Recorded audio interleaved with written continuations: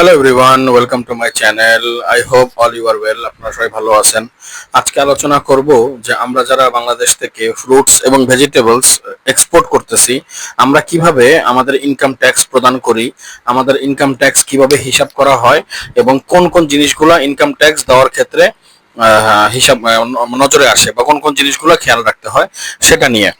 আসলে income tax অনেক বড় একটা ব্যাপার। ইনকাম ট্যাক্স অনেক ইম্পর্টেন্ট একটা ইস্যু প্রত্যেকটা ব্যবসায়ীর জন্য। আপনি যদি রেগুলার বা প্রত্যেক বছর যদি আপনি ইনকাম ট্যাক্স না দেন বা ইনকাম ট্যাক্সের যে ফাইল, ট্যাক্স রিটার্ন, তারপরে ই রিটার্ন, এগুলো যদি ঠিকমতো জমা না দেন, এগুলোর যদি হিসাব পরিপূর্ণ না থাকে, তবে গভর্নমেন্ট ভাবে, সরকারি ভাবে আপনার ব্যবসার গ্রোথ তো কমবে। এছাড়া ব্যবসায়ী ভাবে বা সরকারি ভাবে আপনি ব্যবসায় বিভিন্ন জায়গায় আটকায় যাবেন। আপনার ব্যাংকের লেনদেন থেকে শুরু করে আপনার এক্সপোর্ট করা নিয়ে সবকিছু নিয়ে আপনার থেমে যাবে বা প্রবলেম ফেস করবেন। এটা most important part for a businessman to update his TIN income tax certificate every year. So এটা অনেক ইম্পর্টেন্ট পার্ট একজন ব্যবসায়ীর জন্য, যে ইনকাম ট্যাক্স রেগুলার আপডেট রাখা। সো আমরা যারা এক্সপোর্ট করি, আমাদের আলাদাভাবে ইনকাম ট্যাক্স আলাদাভাবে দিতে হয় না যে ভাই বছর শেষ তোমার এইটা ইনকাম, এখন এখান থেকে ভাগ করে আলাদা করে এই পার্সেন্ট তুমি ইনকাম ট্যাক্সে দাও। এই ঝামেলাটা আমাদের নাই। এটা সরকার আমাদের জন্য খুবই সহজ করে দিল। এটার ব্যবস্থাটা হচ্ছে, আমরা বলি, আমি এটা কিভাবে দেখছি, ইনকাম ট্যাক্সের পুরো সিস্টেমটা আমি 1 বছর লাগছে আমার এটা বুঝতে। 1 বছর বা 1.5 বছর লেগে গেছে। সো আমার মনে আছে এখনো যে আমাদের যখন ফার্স্ট সৌদি আরব থেকে টিটি আসে, পেমেন্ট আসে, কবির আঙ্কেল টিটি করে আর সরোয়ার আঙ্কেল মিলে, মোস্ট প্রবাবলি $4,700 অথবা $5,200, হোয়াট এভার, এরকম এক শিপমেন্টের জন্য। তখন shipment by shipment wise TT আসতো, মাল করতাম, টিটি আসতো, মাল করতাম। সো টিটি আসার পরে আমি একটা জিনিস ধরে রাখছিলাম যে আমার পুরো শিপমেন্ট করতে টাকা খরচ হবে $5,75,000। সো ওনারা ওই হিসাব করে ওই ডলারটা পেমেন্ট করে। তো ওইটা করার পরে প্রথম যখন টিটি আসে তখন আমি দেখলাম ওনারা মেবি পেমেন্ট করে $5,200, আমার ব্যাংকে কেটে আসে $30 বা $35 সৌদি আরব থেকে কেটে আসে $5,170। দেখেন, $30 প্রথমে কম আসছে। সেকেন্ড, এখানে আসার পরে ব্যাংকে তো সরাসরি আমাদের অ্যাকাউন্টে টাকা আসে না। সাধারণত সুইফটে, বিদেশ থেকে যখন পেমেন্ট আসে, একটা ব্যাংকের সুইফটে পেমেন্টটা আসে।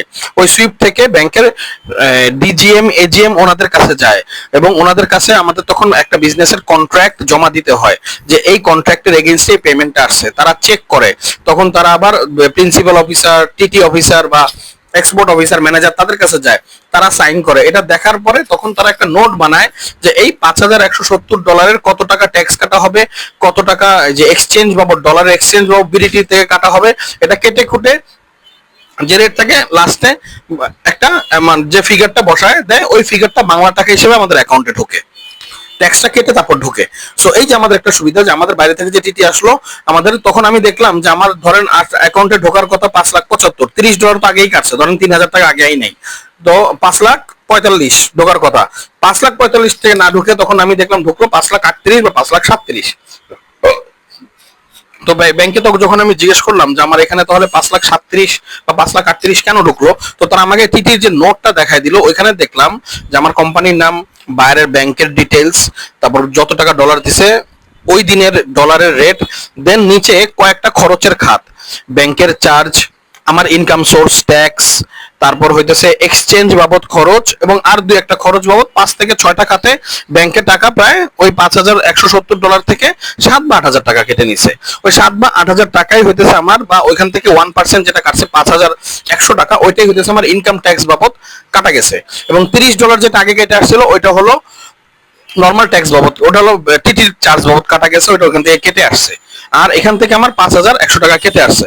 তো এই যে $5,100 টিটি বাবদ কেটে আসছে, ঠিক এরকম ভাবে আমার যদি সারা বছরে 50টা টিটি হয়, $10,000, তাহলে আমার কাটবে $10,000, $10,000 মানে 1% করে প্রত্যেকটা টিটি থেকে আপনার ট্যাক্স কাটবে, আর একটু বেশি 1.2 সামথিং মেবি, আরো কিছু চার্জ আছে, এক্সচেঞ্জ চার্জ, ব্যাংক চার্জ, আরো চার্জটা সহ যেটা আপনার টাকাটা কাটবে, এই টাকাটা আপনার ইনকাম ট্যাক্স বা ট্যাক্স বাবদ টাকাটা যখন কাটা হয়, ওইটা আপনাকে হিসাব রাখতে হয়, বা ওই যে আপনার যখন এটা আপনার পরিপূর্ণ হিসাব রাখতে হয় যে আপনার কি পরিমাণ টিটি আসলো এবং কি পরিমাণ ট্যাক্স হলো। এটা কখন হিসাব হয়, এটা আরেক জায়গায় হিসাব হয়। এটা একটা হিসাব হয় যখন ব্যাংকে আমরা স্টেটমেন্ট টান দেই, যখন আমরা ব্যাংকে আমরা স্টেটমেন্ট টান দেই, ওই স্টেটমেন্টে এই হিসাবটা যায়।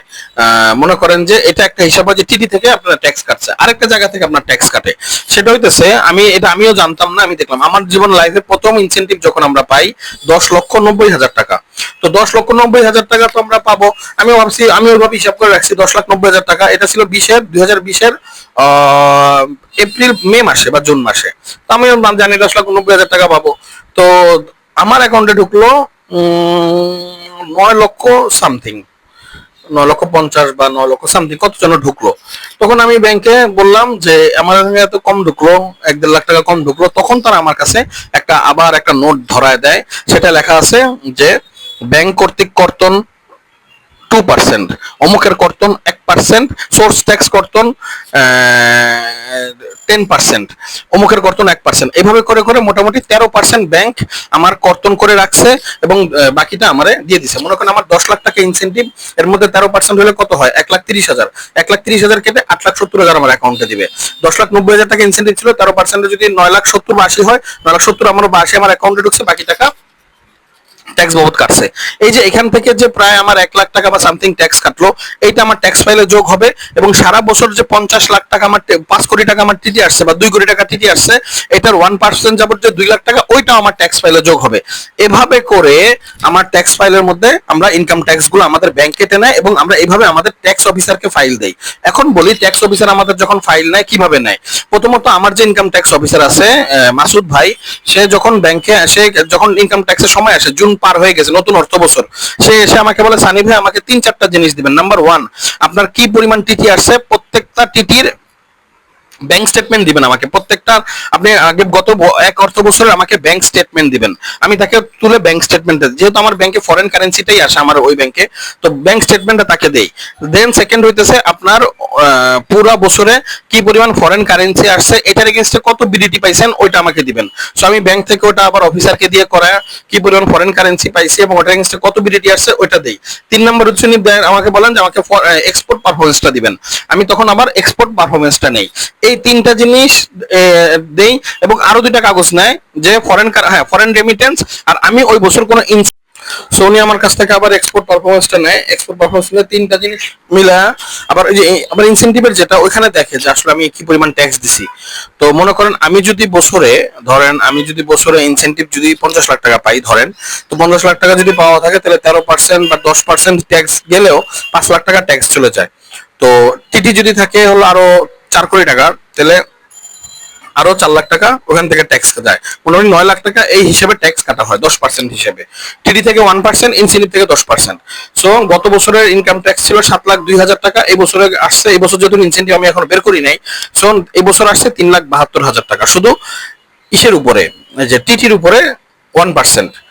তো এই হইতেছে ইনকাম ট্যাক্স আমরা এইভাবে দেই, যার কারণে আমাদের অটোমেটিক যখন ব্যাংক কেটে রাখে, এটা আমাদের জন্য কাজগুলো খুব সহজ হয়ে যায় এবং আমাদের অটোমেটিক ব্যাংকে রাখার কারণে আমাদের সবকিছু অটোমেটিক আপডেট থাকে।